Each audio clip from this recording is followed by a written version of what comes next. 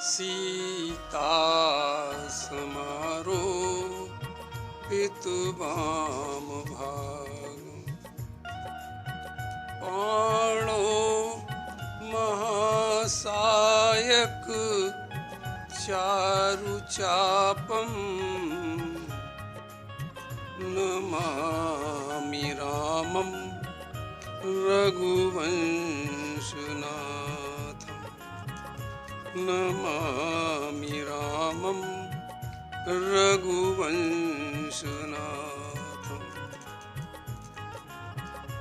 जनक सुता जग जननी जानकी अतिशय प्रिय करुणा निधान की ताके जुगपद कमल मनावो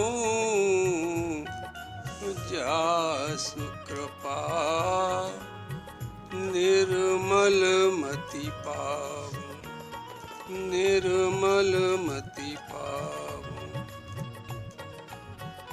कुंद इंदु समदेह उमारमन करुणायन जाहि दीन परने करहु कृपा मर्दन मयन मर्दन मयन मर्दन मयन। जय जय जय हनुमान गुसाई कृपा करहु गुरुदेव की नाई गुरुदेव की नाई। श्री राम जय जय राम श्री राम जय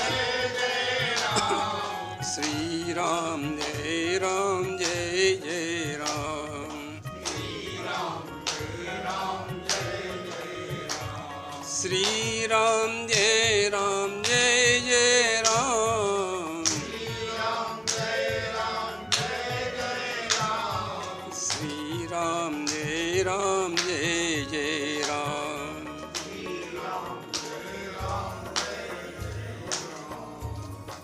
भगवान की कृपा से वंदना प्रसंग आप लोग श्रवण कर रहे हैं। वंदना प्रसंग में हनुमान जी की वंदना एक चौपाई और एक दोहे में बाबा तुलसी ने की। उसके बाद सीता जी की वंदना करते हैं, क्योंकि तुलसी बाबा निर्मल मति अपनी प्राप्त करना चाहते हैं। बिना निर्मल मति के भगवान के चरित्र न कहे जा सकते न सुने जा सकते, क्योंकि भगवान की तो शर्त एक ही है ये कि निर्मल मन जन सो मोहि पावा। तो इसलिए निर्मल मति की देने वाली सीता माता है, और सीता माता की वंदना तुलसी बाबा 4 विशेषण में करते हैं कि जनक सुता जग जननी जानकी अतिशय प्रिय करुणा निधान की ताके जुगपद कमल मनावो जासु कृपा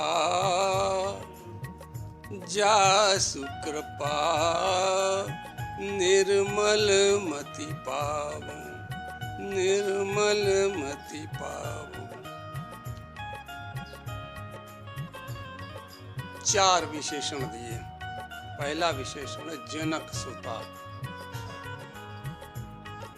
दूसरा है जग जननी संसार की माता,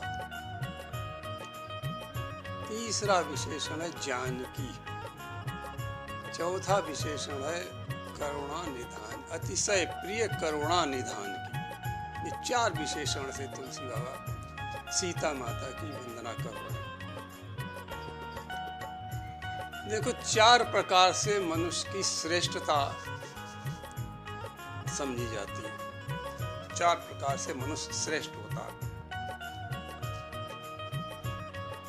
पहला है जन्म स्थान, दूसरा है स्वभाव, तीसरा है संग और चौथा है तन। 4 प्रकार से मनुष्य की श्रेष्ठता आंकी जाती है। जैसे जन्म स्थान, मान लो कोई व्यक्ति काशी से आया, जैसे हम भाई काशी में रहते हैं, काशी में हमारा जन्म स्थान है, तो स्वतः मन में आएगी कि काशी का तो विद्वान होगा, क्योंकि काशी विद्वानों की नगरी है। तो हमारी बुद्धि तुरंत पकड़ लेगी कि ये विद्वान भी होगा।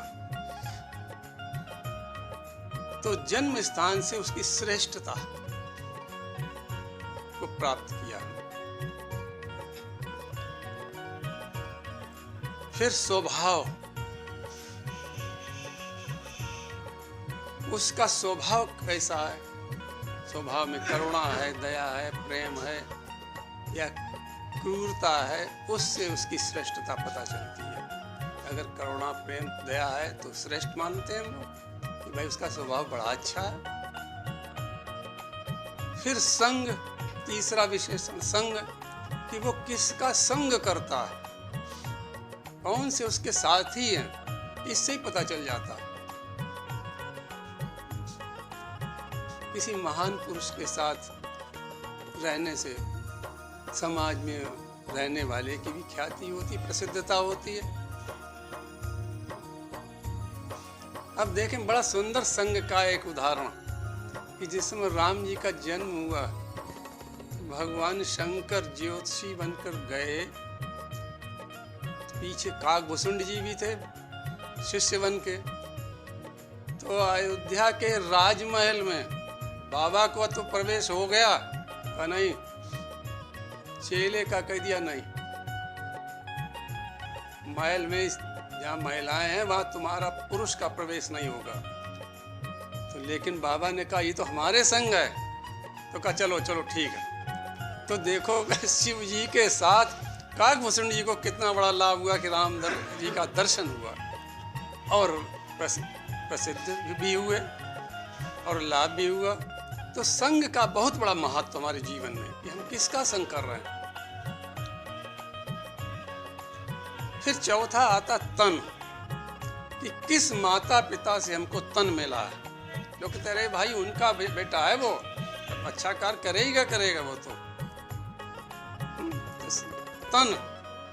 तो 4 चीजें श्रेष्ठता के लिए आवश्यक हैं और 4 ही विशेषण तुलसी बाबा ने दिए सीता माता के वंदना में। जनक सुता, इससे जन्म स्थान, कहाँ, जनकपुर में जन्म हुआ इनका। सीता माता का जन्म कहाँ हुआ, का जनकपुर में हुआ। जनक सुता, जनकपुरी की सुता है। कह रहे ये तो विद्वानों की नगरी है, ज्ञानियों की नगरी है, विदेह की नगरी है, तो सीता माता में भी ये गुण होंगे जन्म स्थान के।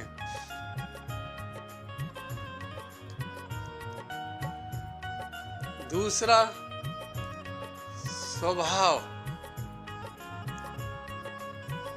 जग जननी, ये स्वभाव संसार की माता है। माता में करुणा का स्वभाव है, प्रेम का स्वभाव, वात्सल्य होता माता में। अब देखें सीता माता का स्वभाव, देखें आप उनका प्रेम वात्सल्य, उनके अंदर जो दया है, कुछ उदाहरण उसके देखें। जिस समय वनवास काल का समय था, वनवास में राम जी थे, तो जयंत ने देखा तो वो राम जी को साधारण समझता था। तो उसने कहा देखें इनमें कितना बल है, तो इसलिए उसने सीता माँ के चरणों पर चोंच मारी। यद्यपि वाल्मीकि जी ने लिखा कि स्तन पर चोंच मारी, लेकिन तुलसीदास जी को, यदि वाल्मीकि जी का भी उदाहरण लें तो तुलसीदास जी को माता के स्तन में भी चरण दिखाई दिए, इसलिए तुलसीदास जी ने चरण लिखा। सीता चरण चोंच हत भागा, मूढ़ मंद मति कारण कागा। का ऐसा मूढ़ ये, ऐसा मंदमती ये जयंती है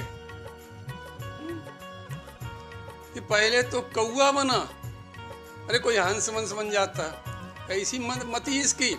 और फिर जहाँ मस्तक रखने की जगह है, जिन चरणों पर मस्तक झुकाने की जगह है, वहां चोंच मार रहा। तो इसलिए का मूड भी है, मंदमती भी है इंद्रपुत्र, लेकिन इसका कार्य बहुत खराब। तो आप देखें सीता माता का स्वभाव, सारे पशु पक्षी, सारे पुरुष स्त्री सभी सीता माता के पुत्र हैं। सीता माता ने बिल्कुल नहीं राम जी से कहा, और ये चाहती रही किसी प्रकार ये उड़ जाए, राम जी देख ना पाए। लेकिन जब खून गिरा तो राम जी को पता लग गया कि चला रुधिर रघुनायक जाना। सीता माता ने नहीं बताया कि जाना, कर रघुनायक ने कब जाना, कि जब खून बहने लगा तब जाना। सीता माता यही चाहती रही उड़ जाए, भाग जाए, क्योंकि फिर राम जी का कोप भाजन बनना पड़ेगा इसे, और बेटा है हमारा ये। लेकिन वो तो मूढ़ और मंदमती था, वहीं सामने बैठ गया। तो आप देखें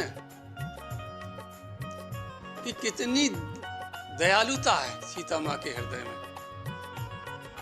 कष्ट सहते हुए भी राम जी से नहीं कहा, लेकिन जब राम जी ने खुद देख लिया चोंच में खून लगा हुआ, तो उसके पीछे सींग का एक बाण चलाया। जयंत भागता भागता सब जगह गया, लेकिन जहां जिन लोकों में जयंत का सम्मान था, तुलसी बाबा कहते काहू बैठन कहा न ओही। अरे किसी ने बैठने को नहीं कहा उससे। नारद जी मिल गए, नारद जी ने कहा अरे मूर्ख, हम उपाय बताए देते हैं अभी तुम्हें, ये सीख वाला बाण कुछ नहीं करेगा, तो जाओ और तुम वहीं उन्हीं के चरणों में गिर पड़ो जाके। तो लेकिन वो आया और गिरा कैसा, कि राम जी के पैरों पर पैर और सीता माता के चरणों पर सिर। लेकिन माता ने क्या किया, तुरंत कि उसको घुमा दिया, उसका मस्तक राम जी के चरणों पर रख दिया, जिससे जब मस्तक होगा तो क्षमा करेंगे जरूर। और यही प्रभु से कहा, प्रभु भी तो मस्तक रखे बाप के चरणों पर, क्षमा करो। तो ये दया वृत्ति आप देखें सीता जी के स्वभाव की, कि कितना स्वभाव में दया है। अब और देखें एक स्वभाव का उदाहरण। अगस्त ऋषि के आश्रम में जब सीता माता पहुंची, तो उनके उपवन में वहां की एक ऋषि कन्या मधुकरिका नाम की एक ऋषि कन्या थी, उसके साथ फूल लेने गई। तो वहां देखा कि एक भौरा बहुत तड़प रहा है, व्याकुल सा घूम रहा है।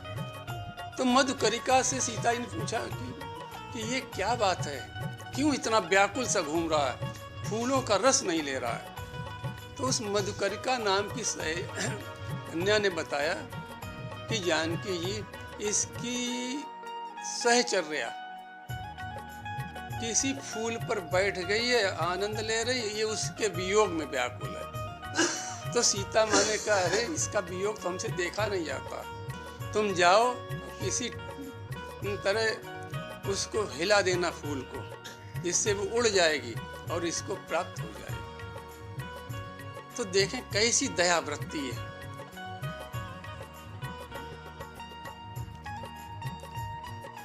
अब और देखें कि जब राम जी ने प्रण किया मुनियों की हड्डियों के ढेर को देखकर, निश्चरहीन करहूं मही भुज उठाई पन कीन। तो सीता माँ को अच्छा नहीं लगा। सीता माँ ने कहा, प्रभु वैसे तो हम आपकी दासी हैं, लेकिन आपने जो प्रण किया है वो हमको कुछ अच्छा नहीं लग रहा। सब राक्षस खराब नहीं है, ये तब राक्षस कुल में पैदा हुए हैं, सब मुनियों को सताते भी नहीं हैं, लेकिन आपने तो प्रण कर लिया कि निश्चरहीन करूं मैं, पृथ्वी से निश्चर ही नहीं रखेंगे हम, तो फिर उनकी भी तो हत्या होगी उसमें। प्रभु श्री राम समझ गए ये सीता नहीं, माता का हृदय बोल रहा है, और उन्होंने इसीलिए सीता से कहा कि सीता जी, हमने जो प्रण किया है वो उसको पूरा करने में तुम्हारी सहायता में बहुत आवश्यक है। तो सीता माँ ने कहा, क्या करें प्रभु? कि तुम पावक महु करऊ निवासा, कि तुम अग्निलोक चली जाओ। हम अग्निदेव को बुलाए देते हैं, अग्निलोक चली जाओ, जिससे कि हमारा प्रण जो है पूरा हो जाए। तुम्हारे सामने ये प्रण पूरा नहीं हो पाएगा। क्यों? पुत्र कितने भी नालायक हों, लेकिन माँ मरते हुए नहीं देख सकती है उनको। पुत्र तो सब कुछ देख सकते हैं, लेकिन माँ नहीं देख सकती। अनेक उदाहरण इसके कि माता का हृदय इतना विशाल होता है, इतना ममता भरा होता है कि पुत्र की पीड़ा को नहीं देख सकती है। तो इस प्रकार सीता माँ अग्निलोक चली गई राम जी का प्रण पूरा करवाने के लिए। और एक स्वभाव का वर्णन आपको बताएं कि सीता माँ अयोध्या के राजमहल पर की छत पर बैठी थी। उन्होंने देखा कि एक युवती भीख मांग रही है, हाथ में कटोरा लिए। सीता माँ को बहुत बुरा लगा। उन्होंने उसको बुलवाया और कहा कि अरे, एक तो तुम युवती हो, फिर भिक्षा मांग रही हो। भगवान श्री राम के राज्य में कोई भीख मांगता नहीं। तो उसने कहा, देवी क्या करें, हमारा पति तीर्थ यात्रा पर गया था, लौट के नहीं आया। जब हम पिता के यहाँ गए तो थोड़े दिन बाद पिता का भी स्वर्गवास हो गया। अब हमारे सामने भिक्षा के अलावा कोई चारा नहीं। तो सीता माँ ने लक्ष्मण जी को बुलाकर, लखन जी, इसके पात्र में स्वर्ण मुद्राएं भर दो, जिससे ये कभी भीख न मांगे। और उससे कहा, यदि ये समाप्त भी हो जाएं, तो भीख मत मांगना, दोबारा तुम आ जाना। भारत की नारी भीख मांगे? भारत की नारी जो वंदनीय है, प्रणम्य है,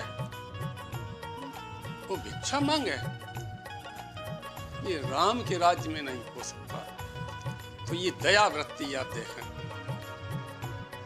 सीता माँ का स्वभाव ये।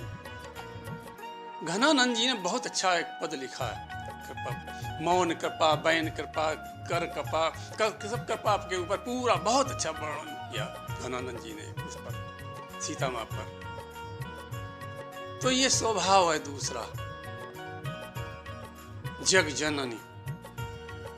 तीसरा विशेषण है जानकी, यानी जनक की पुत्री। जनक जैसे विदेह ज्ञानी सीता माँ के अंदर भी ये सारे गुण प्राप्त होते हुए हैं। इसलिए तीसरा विशेषण गोस्वामी जी जानकी का देते हैं। अब चौथा विशेषण है अतिशय प्रिय करुणा निधान की, यानी संग। संग किसका है? का राम जी का संग है। राम जी कैसे हैं? का अतिशय प्रिय हैं और करुणा निधान। करुणा के तो भंडार हैं। तो करुणा के भंडार का संग करने के कारण, उनकी प्रियतमा होने के कारण माता सीता में भी ये गुण है। जो राम जी के अंदर गुण है वो माता सीता में भी गुण है। और छोड़ो गुण, जो राम जी के चरणों में 16 रेखाएं हैं, वही सीता माता की 16 रेखाएं चरणों में। सुंदर कांड में इसका वर्णन मिलता है। निज पद नयन दिए मन, राम पद कमल लीन। देख तो अपनी चरण की रेखाओं को रही हैं, लेकिन राम जी के चरण में मन लगा हुआ। क्यों? वही तो रेखाएं राम जी के, उसमें वही सीता माँ के। तो संग किसका है? चौथा विशेषण का करुणा निधान का है, इसलिए करुणा देवी है। इस प्रकार चारों विशेषण को देते हुए तुलसी बाबा क्या करते हैं? तुलसी बाबा माता के दोनों चरणों को पकड़ लेते हैं। जुगपद कमल मनावो, मना रहे हैं। जुगपद दोनों चरणों को पकड़े हुए और माँ को मना रहे कि माँ निर्मल मति हमें दे दें, जिससे हम राम जी के चरित्र देख सकें, लिख सकें। देखो, बालक तुलसीदास जी बालक हैं सीता माता के। बालक लौकिक जगत में भी यदि देखें, पिता चाहे दे न दे, लेकिन माता को जब प्रसन्न कर लेता है तो माँ तो दे ही देती है। पिता से छिपा के दे देती है माताएं। जब बालक चरणों को पकड़ लेता है तो माता उसकी हर इच्छा को पूरा करना चाहती है। तो इस प्रकार तुलसी बाबा क्या कह रहे हैं कि दोनों चरण सीता माता के पकड़े हुए और कहते हैं, माँ हमें निर्मल मति दे दो। जा सुकृपा निर्मल मति पाऊं। हे माँ, मेरी निर्मल मति कर दो। इसलिए मना रहे हैं माँ को अपने चरण पकड़ कर। अब तुलसी बाबा निर्मल मति पाकर राम जी की वंदना कर रहे हैं। कपुनि मन वचन करम रघुनायक, चरण कमल बंदौ सब लायक। राजीव नयन धरे धनुषायक, भगत विपति भंजन सुखदायक। पुनि मन वचन करम रघुनायक। पुण्य का अर्थ है दोबारा। एक बार वंदना हो चुकी राम जी की, रामाख्मीशम हरिम, प्रारंभ में ही। अब दोबारा वंदना कर रहे हैं राम जी की। माता की वंदना करने के बाद पिता की वंदना कर रहे हैं। हे राम जी, हम मन कर्म और वाणी से आपके चरणों में प्रणाम करते हैं, आपके चरणों की वंदना कर रहे हैं। आपके चरण कैसे हैं कि चरण कमल बंदऊ, उन चरणों की वंदना कर रहे हैं जो सब लायक, जो सब कुछ देने में समर्थ हैं, सब कुछ देने में समर्थ हैं। भगवान राम के चरण सब कुछ देने में समर्थ हैं। अब देखें, जब मनु जी के सामने भगवान राम प्रकट हुए, मनु जी की साधना को देखा तो मनु जी क्या कहते हैं? देखी नाथ तब पद कमल तुम्हारे, कि आपके चरणों को हमने दर्शन किया, अब पूरे सब काम हमारे, अब हमारे सब काम पूरे हो जाए, हमारी सब इच्छाएं पूरी हो जाएं। नाथ देखी पद कमल तुम्हारे, हे स्वामी अब तो आपके चरणों का दर्शन हो गया। ये चरण हैं कैसे कि कब बंदों सब लायक हैं, सब कुछ देने में समर्थ हैं। तो इसलिए नाथ देखी पद कमल तुम्हारे, अब पूरे सब काम हमारे। ऐसा मनु जी कह रहे हैं। तो यही बाबा तुलसी दास जी कह रहे हैं। कह रहे प्रभु कि चरण कमल बंदों सब लायक, आपके चरण कमल तो सब कुछ देने में समर्थ है। इसीलिए भगवान के चरणों का ध्यान किया जाता है। भरत जी ने भी आप देखो, उनका चरण पादुका क्या चरण ही तो हैं। भरत जी भी और विभीषण जी भी आप देखें कि जिन पायन की पादुकन भरत रहे मन लाय, ते पद आज बिलोकियों इन नयन अब जाए।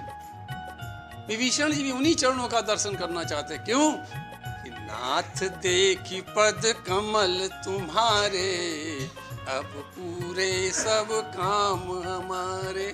कैसे चरण है कि सब कुछ देने में समर्थ है, वो सब कुछ देने में समर्थ है। इसलिए भगवान के चरणों से ध्यान किया जाता है, भगवान के चरणों का ध्यान किया जाता है। भगवान के सर्वांग का मत ध्यान करो, भगवान के चरणों का ध्यान करो, सब कुछ प्राप्त हो जाएगा। और आरती भी चरणों से ही प्रारंभ होती है, क्योंकि भगवान के चरणों में ही सब कुछ है। बड़े बड़े मुनियों का मन भगवान श्री राम के चरणों में ही तो लगता है। तो इसलिए तुलसी बाबा उन चरणों की वंदना करते हैं जो सब कुछ देने में समर्थ है। और कैसे कर राजीव नयन धरे धनुषायक,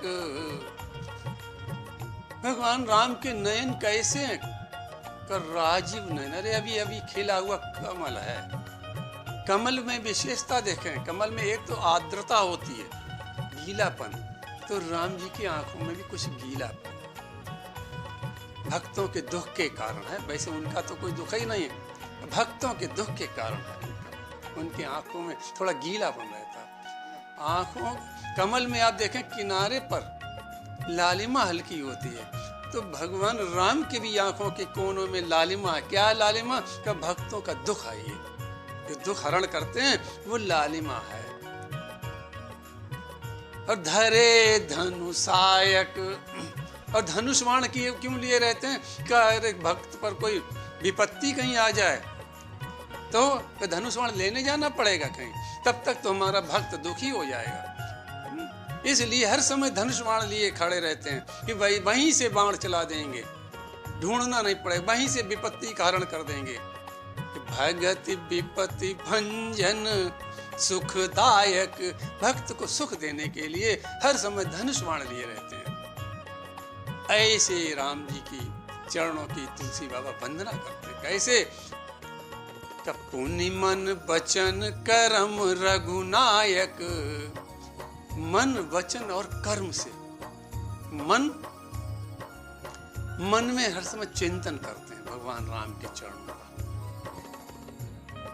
वचन से भगवान की स्तुति करते हैं, कर्म से भगवान की सेवा करते हैं, ठाकुर सेवा करते हैं। तीनों प्रकार से भगवान के चरणों की सेवा है। तो इस प्रकार राम जी की स्तुति कर रहे हैं, उनसे मांग नहीं रहे कुछ भी। अरे आपका तो स्वभाव है कि भगति विपत्ति भंजन सुखदायक, आप तो सुख देने वाले ही हैं, आप तो सब जानते ही हैं, आप तो सब कुछ जानते हैं, आप अंतर्यामी हैं। आप जानते हैं कि तुलसीदास जी क्यों वंदना कर रहे हैं, कि रामचरित लिखना